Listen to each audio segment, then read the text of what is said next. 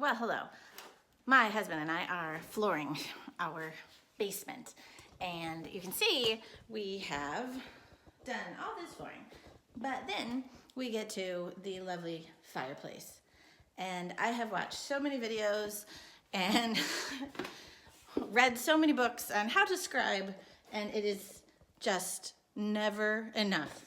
We have done, I don't know, a half dozen at least attempts to get it right, and we finally found the magic piece here, and so I want to show you how to actually do that. We're using Mohawk flooring that is 7.5, just shy actually of 7.5 inches wide, which if you wanted to try to use a compass, it's so fiddly. I hate, okay. So fiddly, and it's just never quite right. So what we have here is knowing that our board is 7.5 inches wide is really, really important.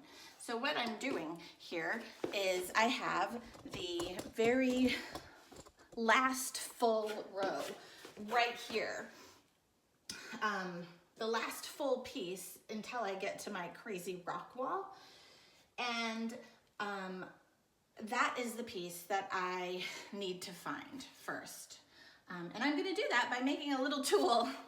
I'm using a shim, and it turns out that this shim happens to be precisely the length that I need it to be, which is the width of my board, my Mohawk board, which is 7.5, and then they need an expansion gap of 3/8 of an inch. This is just shy of that.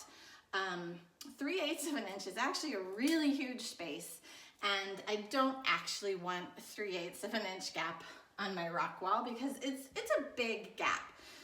So this is just shy of it. This is actually gonna end up being 7 13/16. What I did was used my utility knife, and I made a little jig with the shim to help me out here. And so I found the center of each end of my shim, and I want to use the very skinny end because the rock wall is so variable in terms of the depth and the valleys, and so I want something very thin. I marked the middle, drew a line across the shim, and then connected the end points to my center mark, and then cut it off with my trusty rusty utility knife. I also put I drilled a teeny tiny hole at the very end of my shim. That's the thick part of the shim, and drilled a little hole there so I know exactly where to put my pencil. And it is right in the center, and hopefully it's exactly in the center and matches up with the center of the tip of my little jig here. Now, I'm also using a speed square because in order to get a really good fit, I have to ensure that I am exactly perpendicular to the point on my wall. So I have my setup here with my previous piece that I cut, which is right here, and it was the most perfect fit after about 8 attempts. We finally was like, I need to create my own jig. So I have this piece in, and this is the next piece that's gonna go along this end of my rock wall. And so what I'm gonna do is I'm going to use my speed square, and I'm gonna write it, and that's just to ensure that I maintain being perpendicular to my wall. And it slides nice and easy. And again, this is the piece that's gonna get cut. So I'm removing my 7 and 13/16 inch piece here is going to run along and always be perpendicular. And then I'm just gonna put a dot. And I'm gonna do that probably at least every 1/4 inch all along this board with a nice sharp graphite pencil. And my kids had these for art class, and so it leaves a lot of graphite on there so I can see it really well. I don't want to use Sharpie on my board because then I might have Sharpie left on my board. At least the graphite I can get off with soap and water. My board is in correctly. it'll be removed, and we'll put a piece in between. The nice thing is I can flip my bead square around when I need to. You can see I'm off here. I've got this crazy corner end of my fireplace here. You do want to make sure you stay exactly perpendicular to your wall. And you just move it over a tiny bit and make your mark. And that's why I have that little notch out from my drill. So I know exactly where to put my little pencil mark. I'm also not going to jam it against the wall because I don't want my shim to get a little bit shorter every time I use it. You know, it's a very thin piece of wood. And I just move it a tiny bit and make a nice dot. Then I'm going to go back and connect the dots when I'm done. And just use straight segments. And of course, you know, the more dots you make, the more perfect your scribe is going to be.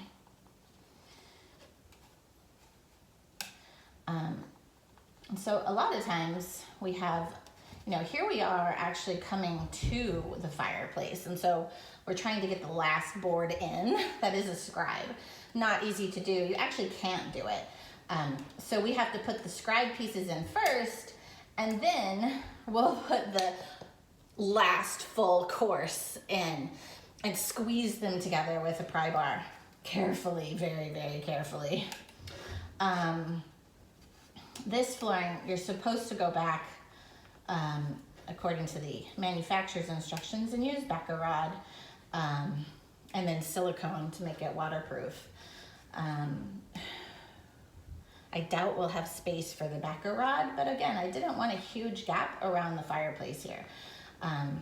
We tried to get it tighter to the fireplace because I was like, what if we could get no gap? But we can't actually do that because we can't get the tongue and groove boards together if you don't have a large enough gap. You just can't get the boards to lay flat without damaging your boards. So you do need a gap, and it is almost exactly 3/8 is the minimum to get these pieces in. I'm just shy of that, a 1/16 shy. And we'll go back and fill this with like sanded silicone. That's, you know, light gray, like the grout here. Which hopefully will look okay. Now, this is, again, ending with a scribed piece. Very hard to do. There are very few really good instructions. Then on the other side, we're going to have to start with a piece, because this is a two-sided rock wall here, and we're going to have to figure out how to do it when we're starting. And actually not starting with a full scribe, but we actually have, you know, we'll have a board that ends, much like this one. It's gonna come in, and then I'm gonna have to follow this crazy rock wall. So I'm gonna, again, have to figure out, well, how the heck am I supposed to do that?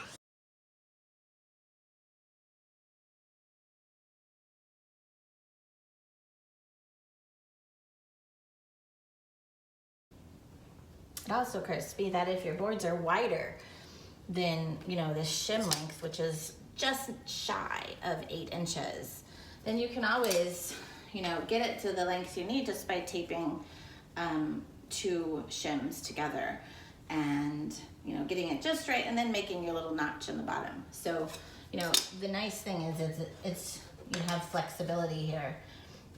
You know, if you have a really skinny floorboards, then maybe a compass technique would work. The problem with the compass is you have to be perpendicular to your wall on a point, you know. And this is what was happening with us before, was that I'd get slightly out of square, and it amplifies any curve in the wall, sort of the wrong direction.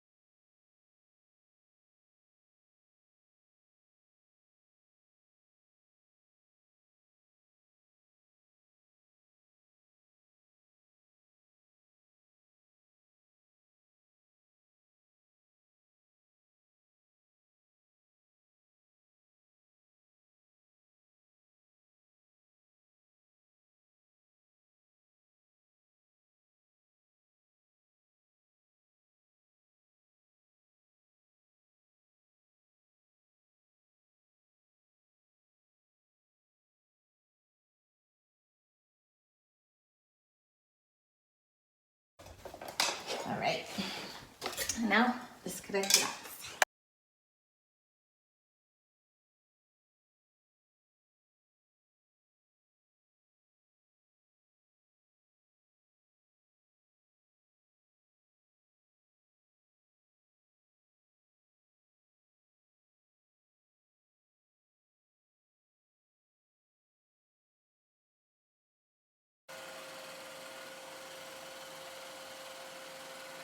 The board has been cut, and you can see how this edge is just angled just the littlest bit. And again, that's just so we don't hit you know, the rock that might be proud at the bottom of the board. This front edge looks really good. That's the part I care most about. Again, something is hitting here. So it looks like I'm gonna have to get my sander. All right, I just hit this little bit with my sander. We'll see how it fits now. Again, it was 60 grit sandpaper on my palm sander. And that is a little better. All right, this is the other piece. Put these together.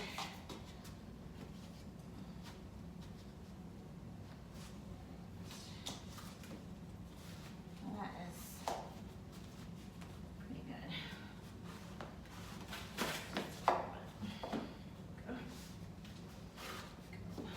Yeah, that is pretty darn good. This is the piece that's gonna start, of course, here. Gotta stagger your joints. And this one just lays in perfect. I mean, it fits nice. I'll have to somehow finagle this in, and it looks like it's gonna go. All right, it's just laying just the tiniest bit.